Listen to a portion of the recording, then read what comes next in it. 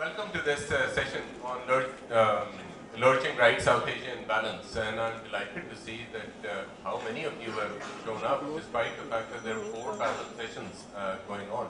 So obviously you think this is an issue worth talking about, worth discussing. And to do just that, we have a fantastic panel with us today. So I'll start from my left. We have Rehman.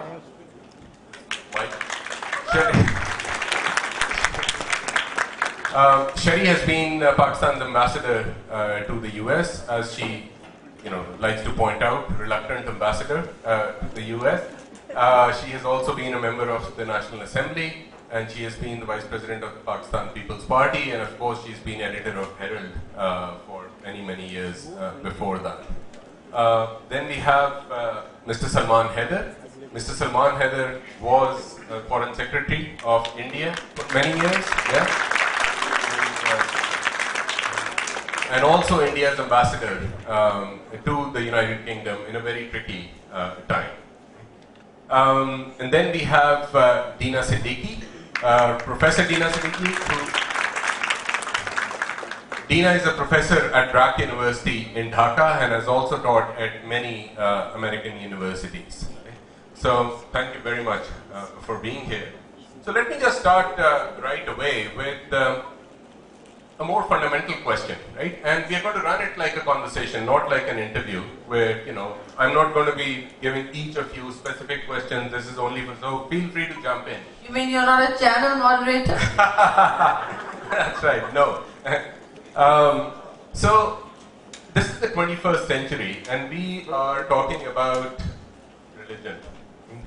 And having lived in Europe for the past 15 years, by the way, I mean, I have a different meaning associated with right or far right. But here, I suppose, we can talk about that, or we can talk about what most people here would take it to mean. That's what we are going to do. But with advancement, with capitalism, with the development of markets, science, technology, religion was supposed to fade away, right? And reason was supposed to triumph. So in post sort of Cold War world, why are we seeing this resurgence of religion? Gary, shall we start? Yeah, that's your parallel with the EU and actually the West and the rise of the right there. Actually, pretty much links up in some ways to the rise of religion again, the ascendancy there too. I mean, I've just returned from America after a long time, and again amazed at the ultra-nationalisms that are reappearing, just scratching the surface, and they're right there. And obviously everybody knows that the entire Trump conversation that has tilted everything to the right. The national conversation is either in response to that or is speaking at in fairly dangerous ways and thinking of hardening borders, and race is being thought of, religious identities being subsumed in almost every conversation now. And so what I used to say is a right-wing channel, say Fox, is now on steroids. This way, the whole discourse between hyper-nationalism, religion, and identity has become bundled up, in my view. And it is pushing back even old notions of pluralism, the comfortable plural identity, say that India was trying to forge with its secular constitution. Pakistan obviously has an issue with religion. I mean, us and Israel are the 2 confessional states in the world, really made on the name of religion. So how we cope with religion has been in front of everyone. Where in our country, it's just right is a term that is very normally used now. Find a whole set of mainstream orthodoxies, conventions, and very often exclusions. Most of them are about exclusion. Now, religion was not meant to be about exclusion, but that's a subject for, that's how modernity has separated religion from exclusion. But modern religion, the way it's re-emerging in Pakistan, it's always been on high water and high tide since appropriated religion to prop up his authoritarian regime quite unconstitutionally, and we've never really looked back. And we can talk about us and the National Action Plan and how it should address more than just terrorism and make the links between extremism and the misuse of religion. But look at Barkhadat's letter today. I was on my way and reading it. This is a primetime journalist, celebrated anchor in India, and she's had to write a letter about how Indian politics is being rocked by obviously the famous Jawaharlal Nehru University incident. And stop me if I'm taking up too much oxygen in the room. It's entirely addressing our postmodern crisis of identity and citizenship, in my mind. And really what I would say, she's not saying this, but I would say she's gone far ahead because she's a citizen and her right to critique her polity is far greater than mine in terms of glass houses, etc. But really the sort of the nub of the issue is that now politics is using race and religion in mass mobilizations to secure comfort zones, economic power, and simply political power, which is dangerous, and it will reignite communal fault lines all over South Asia, which, as you know, was divided the way it was. So I think that these are issues. New notions of even pluralism will have to be defined. I mean, is it linked to integration and inequalities and other accommodations that each modern state has to make? Perhaps one of those issues is that, is it only about beef? So I see Dina nodding. So Dina, do you want to add to this? You obviously agree.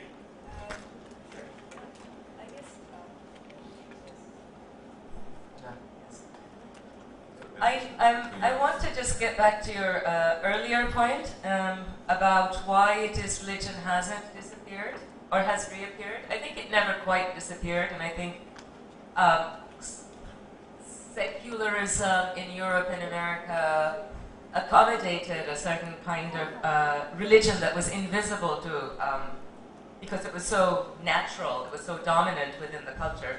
But why is religion so dominant now? Partly, just looking at the experience of Bangladesh, but I think this can be certainly expanded, which is we've had what I call the neoliberalizing of secularism. In a sense, the left in Bangladesh was completely decimated in the early 70s.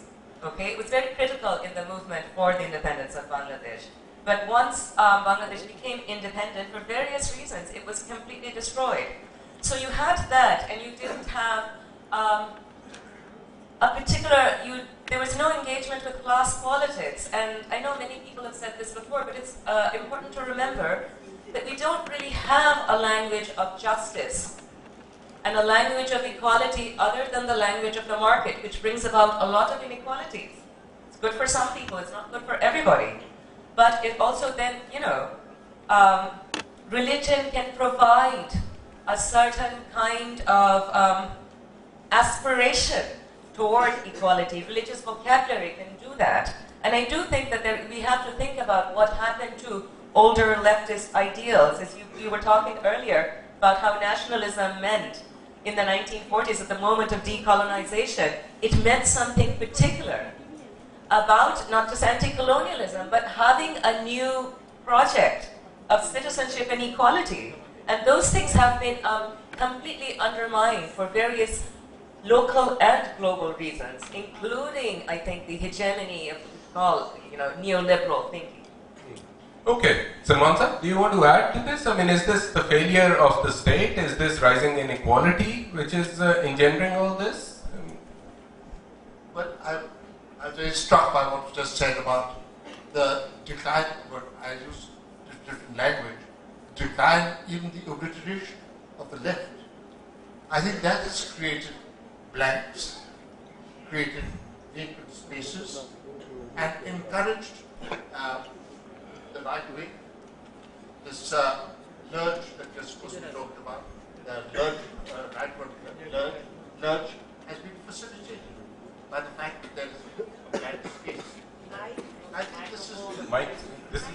I'm so sorry. Yes. Yeah, I think that is something that does bear a certain amount of reflection. It's not as if, I don't want to give the impression that the left was a kind of dam holding back certain unpleasant things. But, it had its own factors. But that balance within society, the ability to debate, to talk about rights, about citizens, about people, about equality, about poverty. Now, if you talk about this kind of issue or these subjects, it looks as if you're talking from a different era, which indeed you are. And I think this is very, very, very unfortunate. Majoritarianism, the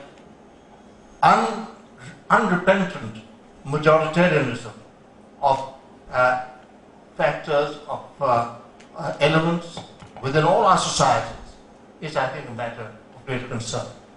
Dina? I just want to add something to which to what I said earlier, which is again about why we think about the right as always religion rather than other things. And it seems to me one of the problems with thinking, I would say almost, I hesitate to say this, an obsession with the problem of fundamentalism is that certain things become scandalous to us in our sort of moral sensibilities under modernity. So I see, so when there is violence in the name of religion, we tend to think of it as terrible, which it is if it's violence. But if it's what we would call secular crimes or secular cruelty, it doesn't occupy the same space or it doesn't have the same valence. So maybe this is why when we in South Asia think about the right, we only think about the religious right, when I do think that there are all kinds of crimes that go on in the name of multinational investment, all kinds of other things that we don't necessarily think of as a problem of the right. Sharif, you obviously have some reservation. Why do I look like I have reservation? This is my mic which is betraying me, but they've given me a new one. No, I'm thinking that this is, I still look at, I'm still in Parliament, and to me this is a frontline issue. So what we say gets hung around our neck at least. And what is important is, I think these issues are, you can't at all move away from the fact that the left, the old left, the 60s left, certainly as we saw it, has had its time, and it is unable. In India, at least, it was surviving in the Bihar states, and not Bihar, sorry, Bengal, etc. In certain ways, in strong definitions of power, also appropriations of power. But here, I mean, I'm speaking to Pakistan. Yes, of course, the left discourse and language still exists, but it has been subsumed by spaces at the center, because the center was the only way to navigate the 80s and the 90s in the whole change in global politics. I mean, this is my view, that the language and some part of the social justice agenda of the left, which is obviously very strong, has been subsumed by the center. I mean, I don't mean to get on a partisan hobby horse, but there is the Benazir Income Support Program, for instance. Whether it carries the language of socialism with it, it certainly carries the drive of the largest and only social transfer of the state. This is a big thing. And it is continuing today as well, like it should, in all sorts of non-partisan ways. And the states are having to address this. So does India. There's a rural employment program that the Congress government used to run. And I'm sure Bangladesh also addresses these issues. So I think that our three countries are quite unique in their experiences, because the states have not been able to address the demographic challenge that is posed to them in providing social justice, nor has democracy fulfilled its agenda, if you like. And Pakistan, obviously, it's been hugely interrupted. So it has to go its cycles of, public anger, public recoil, but there has to be a higher public embrace of democracy and its ability to deliver, because it really can't just happen from the Takht-e-Lahore or Islamabad or Sindh. It's got to happen it's got to be a two-way street, and this kind of town hall is perhaps one of those interventions, if you like, that people make. But I really want to just still talk about how, at least in Pakistan, while there have been crimes of another nature, of a secular nature, as Barkha today says, secular, we have been changing, talking about our identity in very fundamental delusions about the past. I mean, we've remade the past, we've airbrushed it away, so we don't have the multicultural layer of civilizational identity that we are entitled to, that we as citizens, as people are entitled to. And we become narrowly defined within that kind of idiom and identity slot, if you like, which is taking place today in violent terms in India. I mean, the whole JNU thing is playing out on social media and everywhere as a new wave of a dangerous tidal wave hitting the shores of identity, citizenship, and of course linked to the political right as well as the religious right. Because please don't misunderstand. When religion is appropriated, it is always, almost always, either mercenary or political. Any history, any dotted link to our past will show you that. And that's what's going on here, even in India. Right. Okay. So, just to go back to you, Dina, because you mentioned markets and the injuries caused by inequality and so on. But there seems to be a happy marriage, at least in India, Salman sir. BJP is not an anti-market party by any stretch of imagination. In fact, the Gujarat model seems to be sort of exactly the opposite.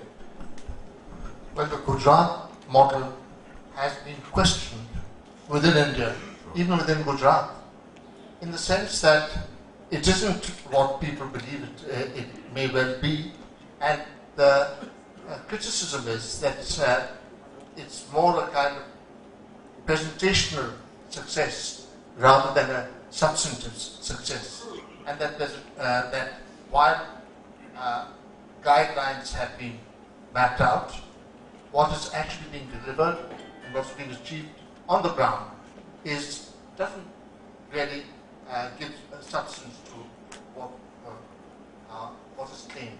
So I think that there's a long way to go, but the negative part is that when you talk about the Gujarat model, which may or may not come from Gujarat and may not affect only Gujarat, then it also can give impulse towards the weakening of the state.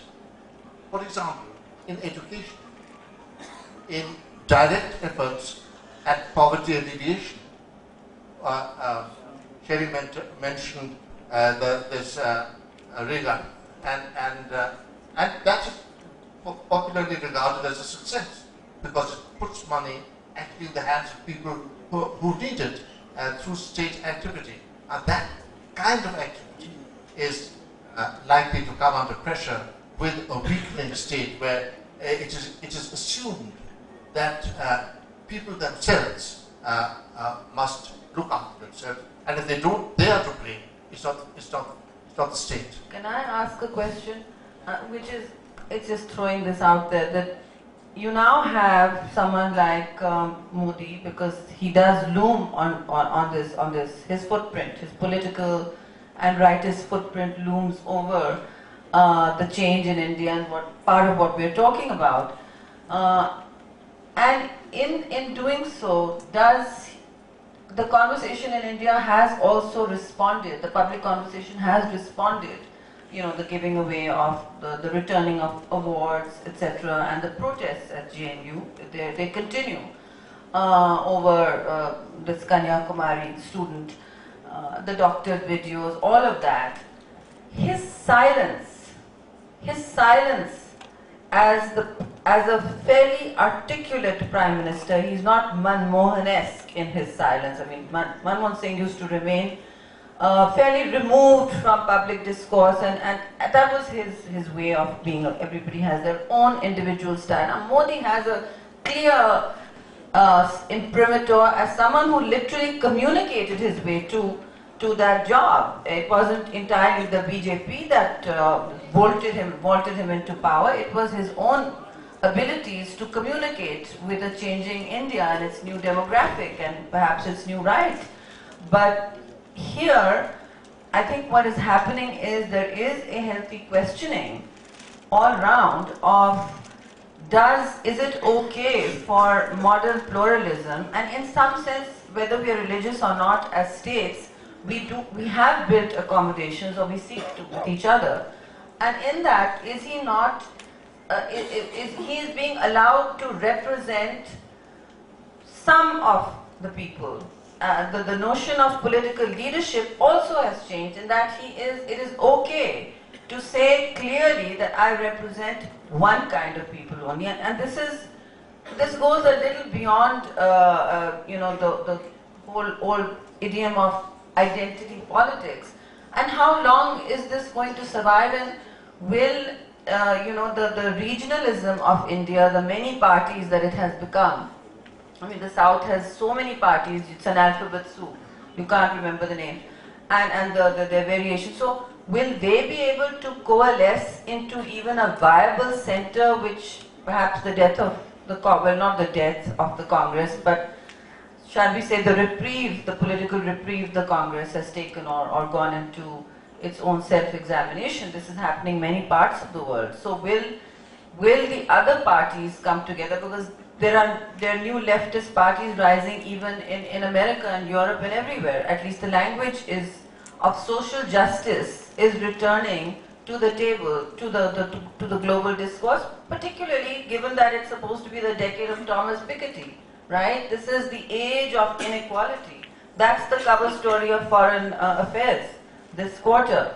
So these issues have to be addressed in idioms and a language of political inclusion, which is now absent in, at least I'm finding in the BJP's hyper politics of building bridges. They build bridges, but they don't include.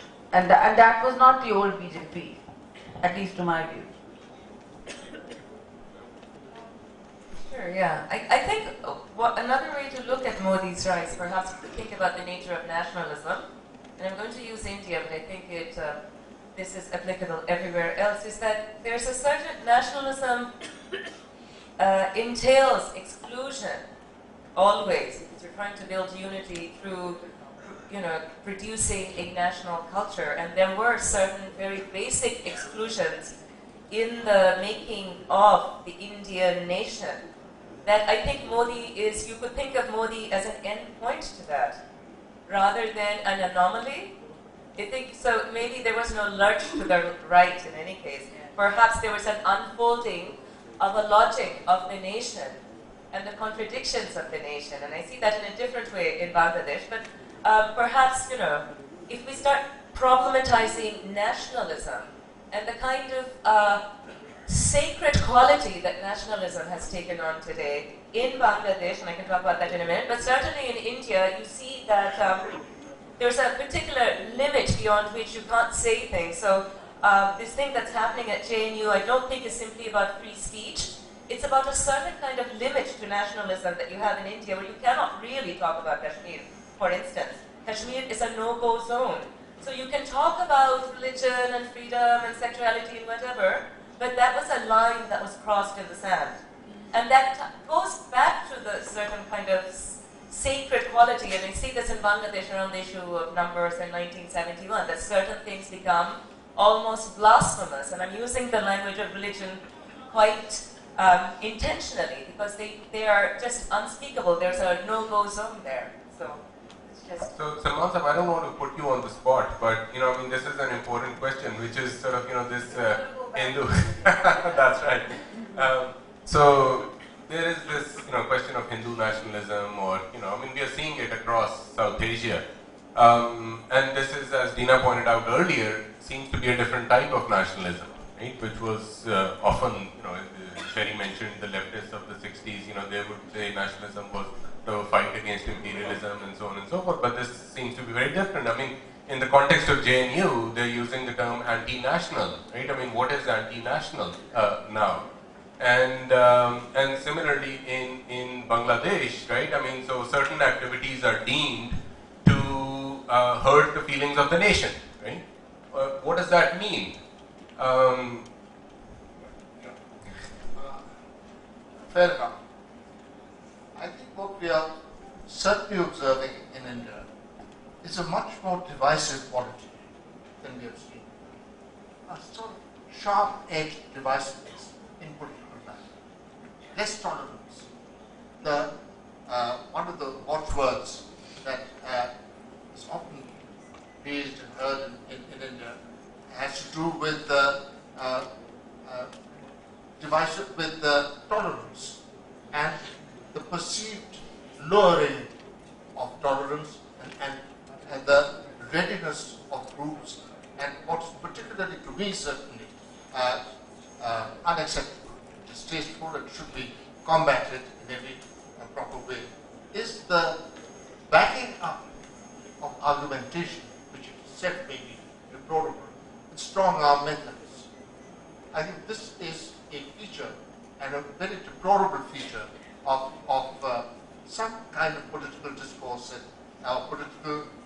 politically inspired discourse. I won't say that political arguments are made in those terms, but some of the people, the activists, have been motivated to use these strong arm methods, which I think has really sullied the whole process of political debate and discussion. Now, with that, I don't think this is a kind of finality. And we are sitting here having a conversation. This is the kind of conversation that you see on television every day. And they all are very heated discussions. And so this make huge assumptions about where we are and where we are going. Now, I'm not sure that one election makes a nation, or that maybe you agree, and that things change. It doesn't mean that people of a certain view and a certain belief have been obliterated because they've lost an election. They may be back, and it doesn't mean that those thoughts and beliefs are themselves rendered invalid, because and they mutate. Such thoughts can mutate in different directions and achieve different results. So I think that the argument is intense. It has very discouraging moments. We see what we are seeing in JNU and which is spreading to other campuses is certainly very discouraging and something that we have not seen in India in quite that form. So campuses are hotbeds. We always know that. But maybe where we've reached now has a particular peculiar quality, which suggests that, back as it is with certain violent elements, is something to take note of. I don't think it's the end of the game. Okay. I mean, I agree that one election does not really define a country. But I guess, people are entitled to discuss why the election was lost or won in this particular way. And so I'm glad to see that you think that things are going to change and this is not a finality and so on. And we all hope that this isn't the way things are going is not going to continue that way. But what needs to change then if things are not going to? Because things. I don't want to cite Newton's first law, but there is inertia. No, first law is different, but Well, I think we have at the heart of this, rotten project, if you call it, at the heart of this rotten apple is not one of the issues is the agency that people have lost in the decentralizations, and we have. I'm not sure, and I wanted to ask, has decentralization of power, because ultimately this is about power. Religion is used to enforce a certain kind of politics, or a currency of crime, which is usually about mercenary crime. I mean, for instance, the Taliban in Swat, etc. If any study is made, it was more about, as is Desh, about, you know, the money, the oil revenues, and then the power grab. So that those are extreme right. These are not the centrist pole that we are speaking about. We are speaking about we the people. But when we construct a we the people, I think at the heart of this is the problem now also is how we are creating knowledge. India, for instance, tells its story really well. Has anyone heard about the fact that 4 people were killed in Kashmir today, or you know, what we call held Kashmir? No. But had this happened in any of the streets of Pakistan, it would be a headline. Now, India manages to make the world focus on trend lines, not headlines. And that's very important. But right now, unfortunately, even the trend lines are pointing to a fair degree of daily apocalypse, right? Small cauldrons in the mix, and universities which have actually in India kept a pace as beacons of knowledge creation. I mean, JNU was. And the fact that this is taking place, all the conflagration is taking place, the resistance is taking place. So your question should have point the way to 2-3 things. One is that people will resist, okay? And that's happening on campuses, maybe in India. In Pakistan, it happens more in the spaces identified as civil society, broader umbrella spaces. But again, that lack the kind of agency we need to bring serious change. In Bangladesh too, perhaps that is the way it is manifesting. But secondly, we are ignoring the power of redistributive justice to all of this.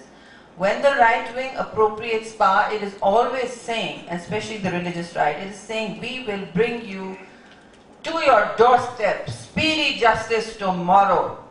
And all the pendency of these corrupt courts and corruption and governance become the heart of this discussion also.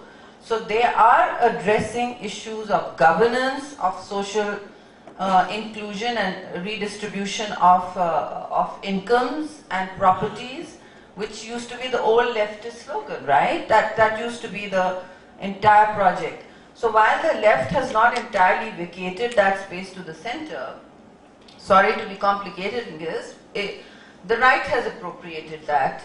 And while also speaking to the market, that using the market as the mechanism for distributing resources, if you like, right? It's not really ever using the state to redistribute resources, which is what the left recommends. I mean, Adam Smith is being Adam Smith, okay? But now, what is happening in terms of change and the way this will change without a great leadership beacon, because leadership beacons require survival. I mean, Benazir Bhutto, Shaheed, we call her, died because of leading a resistance beacon to the tyranny of the far, far religious right. And that has created republics of fear everywhere. People are good people, white collar people, people with who are you know, afraid and sad and worried to travel with 3 private you know, guards like I have to now. It's not a life that any one of us wants to lead, right? It is not. So what is the average agent of change supposed to do? How do you humanize this and bring them into the sphere that makes them political agents? I mean, there is fear. And this new right, unlike the old right, say the one in the EU and all, they have appropriated the use of religion and rebranded it as their agency to power, as their will to power, right? That's what's going on. And everybody else feels powerless. The left feels powerless. The center is diffident, right? And so you see this playing on, but I see resistance everywhere. And it means acts of daily heroism and braveries everywhere. We see the Malalas of Pakistan.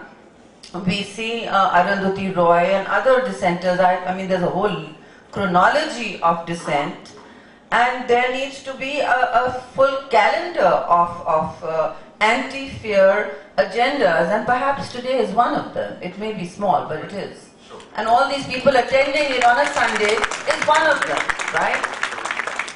But I mean, we were talking about elections, and so let's say BJP loses, Congress comes back into power, all the issues that you were talking about of inequality and so on and so forth. Does Congress actually have an alternative? Or, for that matter, does the Pakistan People's Party have an alternative?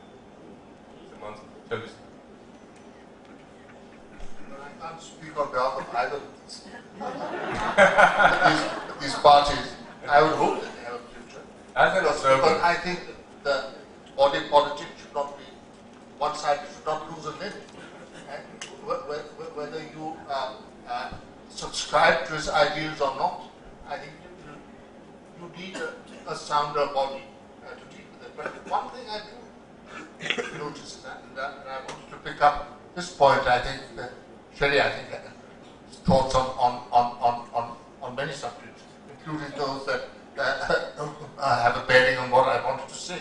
So I don't think that our countries, our states, certainly I'm an Indian and I'm speaking out of India in that sense, that I don't think that these states have lost their confidence. They haven't been hollowed out. If there are three bodyguards that have to keep sharing around, I think that's one.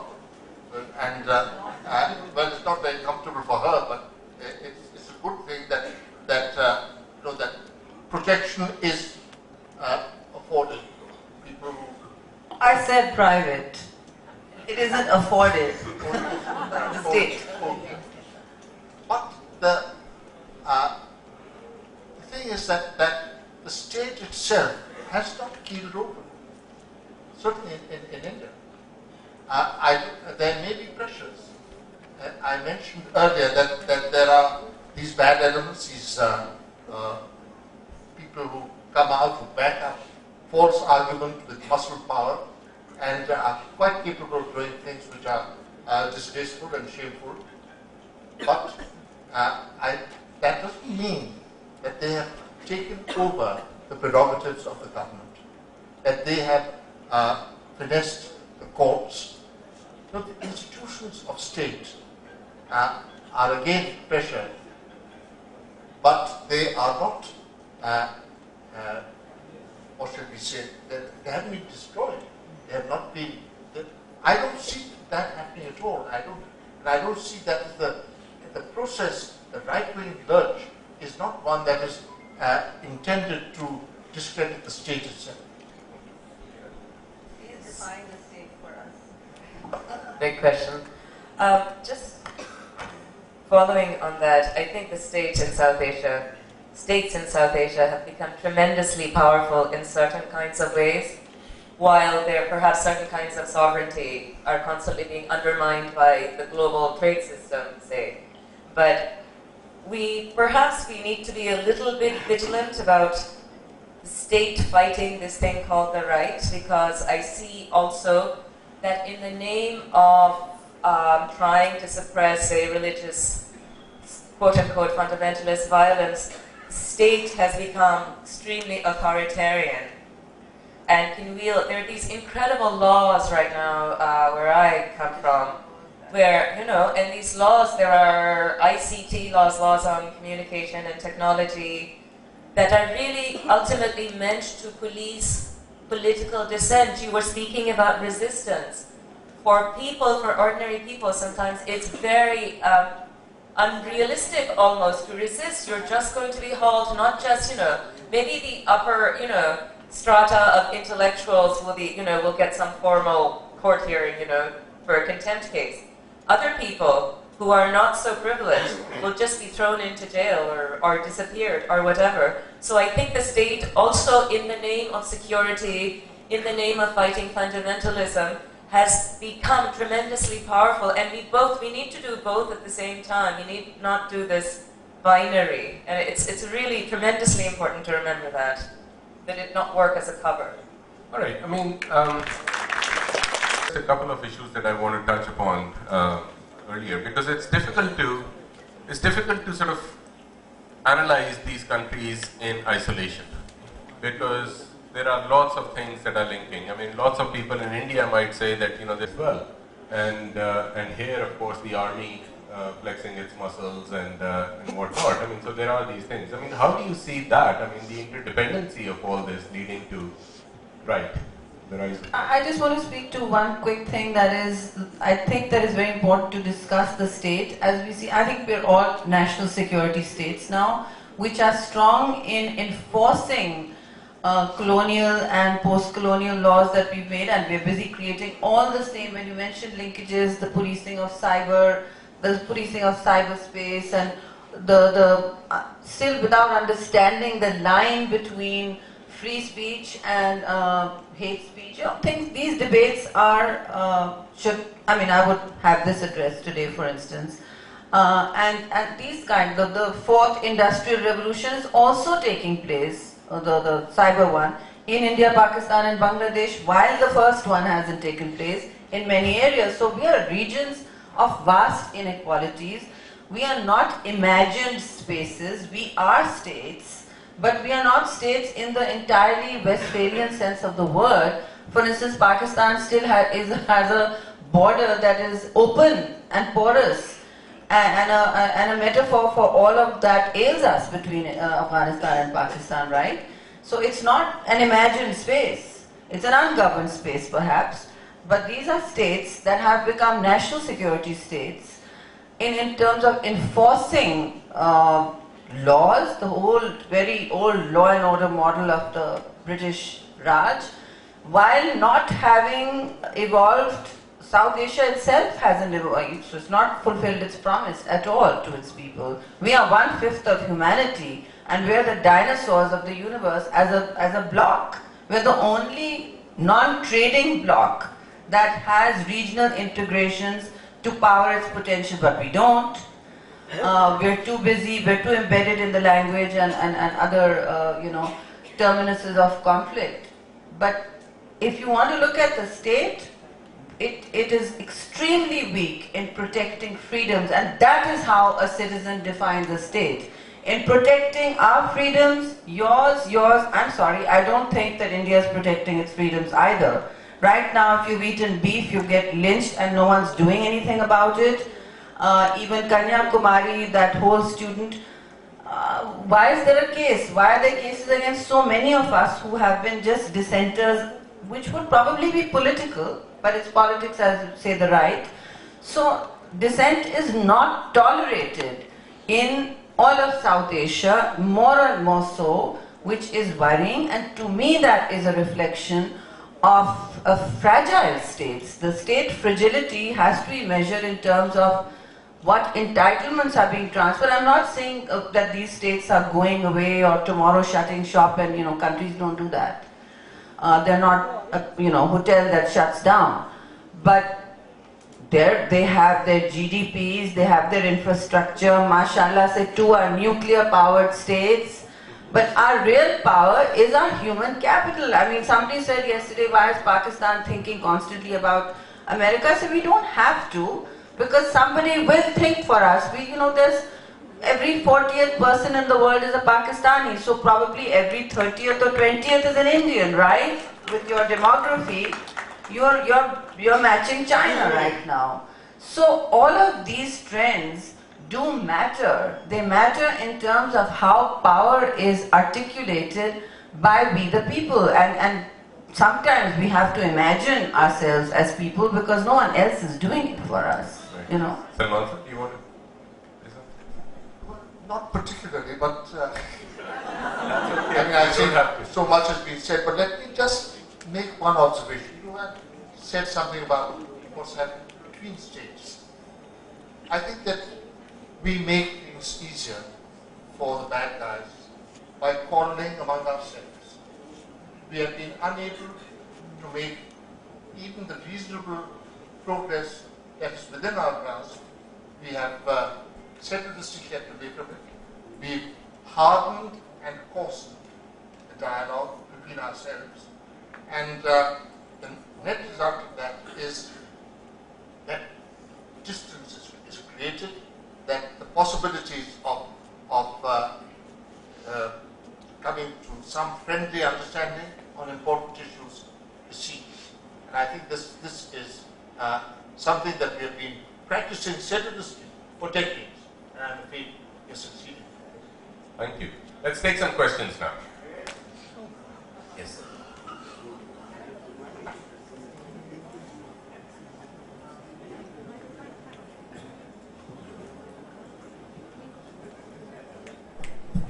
This may be connected to ideologies actually, but how do you equate Trump with... You want to just introduce yourself? I'm Wasim and I'm from FC College. I work as Dean. I mean, this is and can be connected to ideologies. But do you equate Trump with Modi and Maulana Maududi?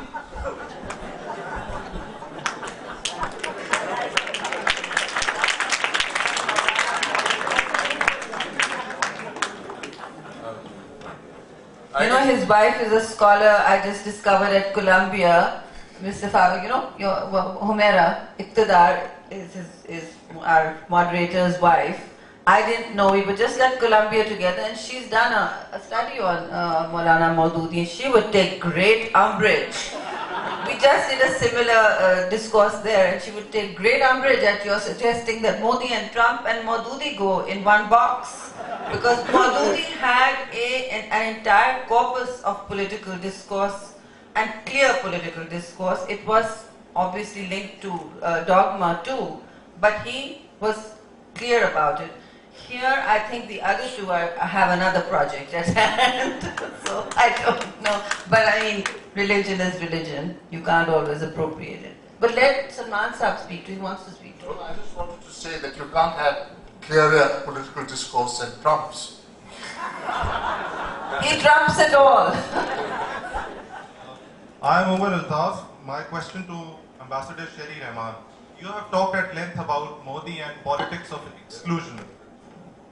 Do you think that Modi's brand of religious persecution can be compared to Zulfikar Ali Bhutto masterminding the Second Amendment, which declared the Ahmadis as non-Muslims?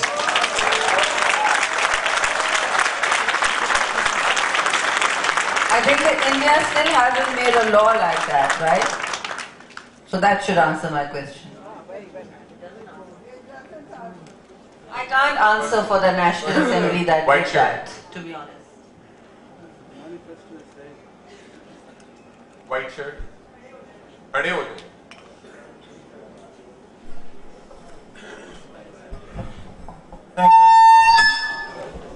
Thank you so very much. My name is Ahmed Khan and I am from Qaid-e-Azam University. I am also an MPhil student.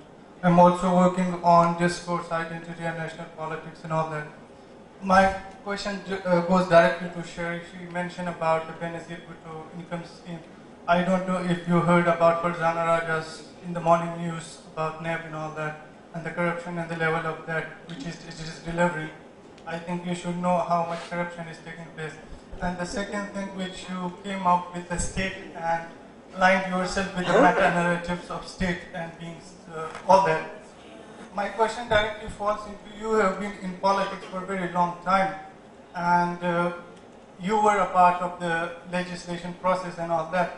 If you say that... Which legislative process? Parliament, you are member of National Assembly. Which legislative? There are many that are deeply flawed. I mean, the whole, I'm talking about the House. So what's the question? The question is that you are saying that state become a security state. So it means you produce some loopholes and spaces that has fulfilled those security type of dimensions.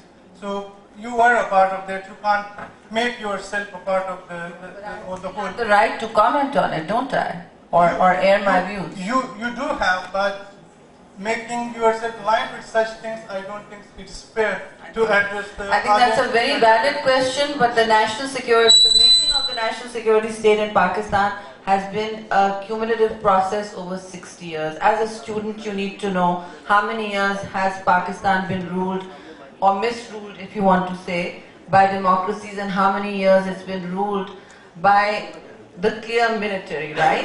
And you know, to be fair, that was for someone who's defended the minorities with her life, it's a little unfair to ask me about how I feel about the Ahmadis. Number one, if you want me to take personal responsibility, I do. But to equate Zulfikar Ali Bhutto with Narendra Modi, wow, what are you smoking, guys? I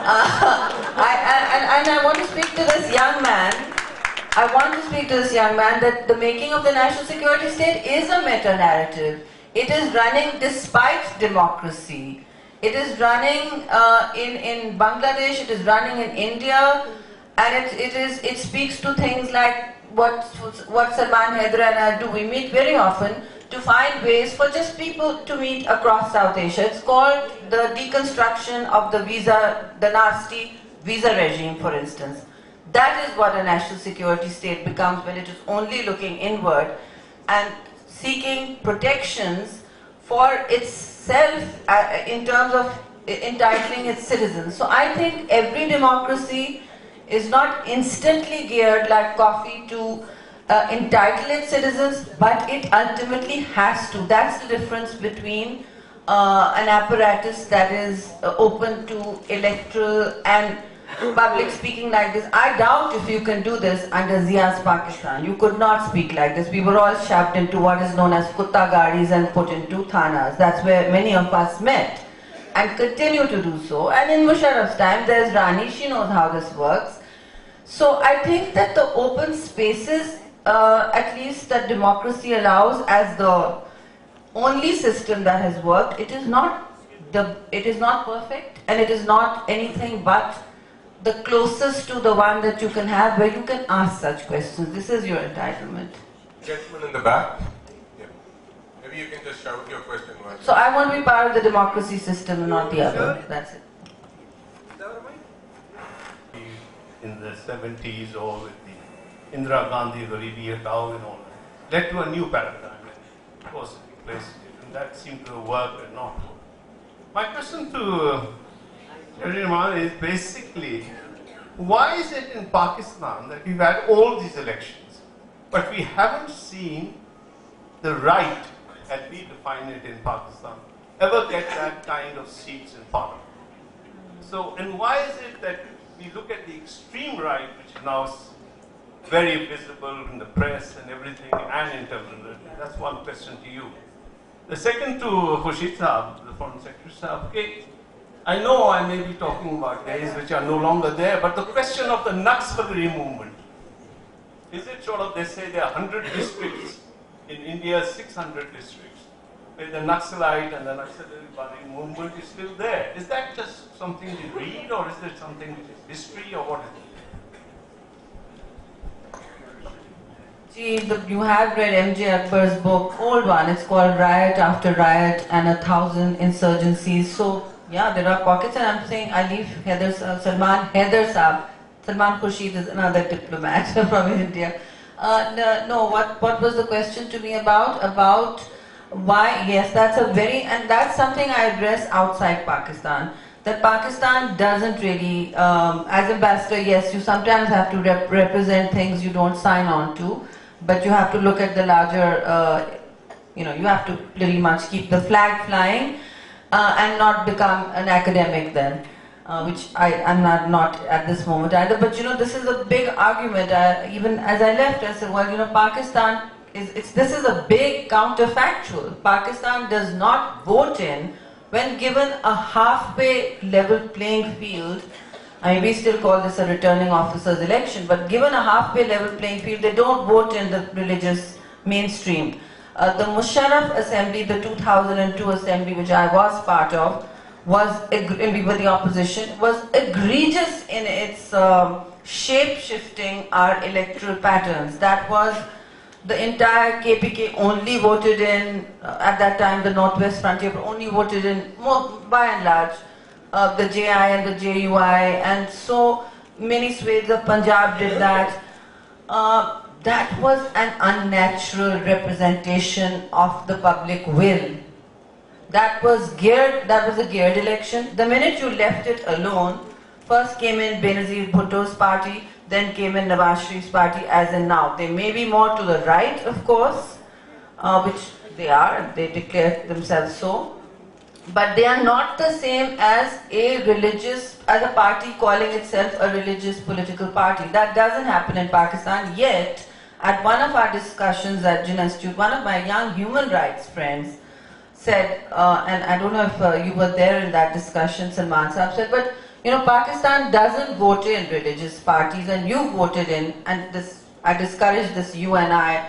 You are not responsible for what Modi does or how India votes, but India has voted in an extremist prime minister who has divided the country or the votes on communalized the electoral lines again. And at that point he wasn't. The Muslim vote was also going in some ways to the BJP, thinking that they might be mainstream better, whatever the reasons. That's a different issue.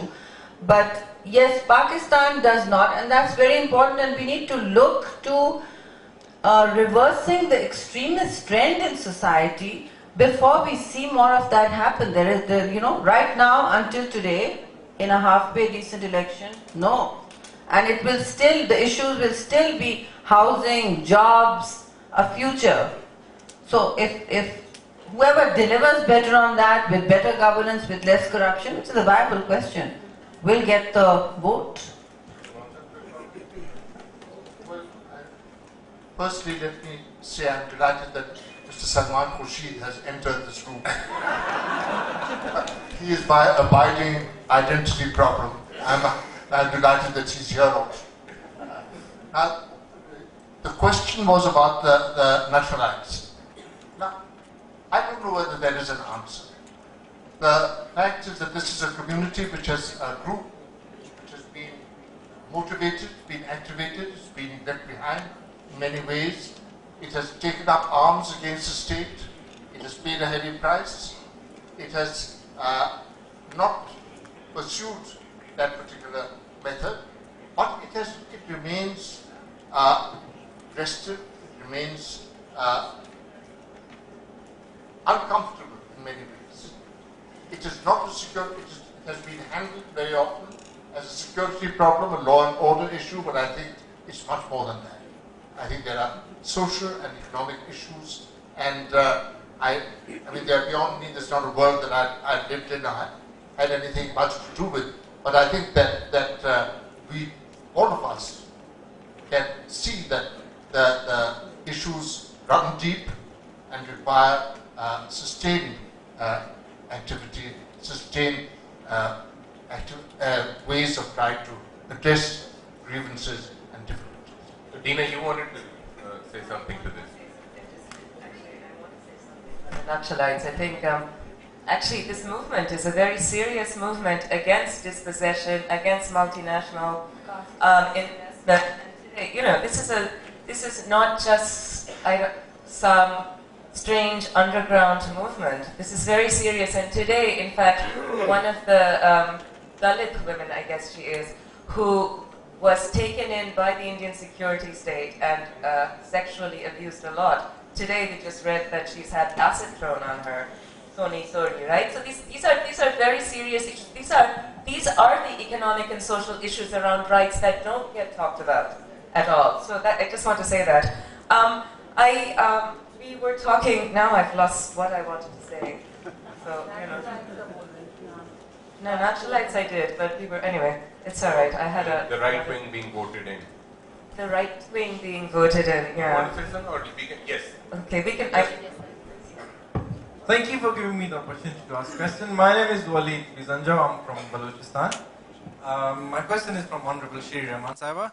Talking about left, right, and centrist politics, I fail to understand if we have any leftist party in the mainstream politics in Pakistan. If it's People's Party, I've probably got the definition of leftist politics wrong. Please comment on that. You're so entitled to your opinion, and and because you've identified yourself as someone young and looking to speak out from Balochistan, I certainly stand by you, and at least I can speak for the People's Party. We will stand by you and do stand by you. I remember even going to Bhukti's funeral, being one of the few people that went. It was a terrible, I think that was one of the epical moments for Pakistan, to sort of, when General Musharraf bombed him in a cave. That was, to me, and our inability to assimilate and integrate the Baloch into the national mainstream, despite obviously using up all of your gas, and I don't want to yaw or otherize you, but that's what's been going on. And it is one of the great untold stories of this, of the last 2, 3, 4, 5 decades, and unresolved stories of Pakistan, and I hope that it doesn't continue that way, but you're right, hope is not a plan. And maybe at some other Lit Fest I can present one. And it's difficult to resolve it in 1 hour. So I'm afraid we are over time now, so thank you very much to our panelists and to the audience. Thank you.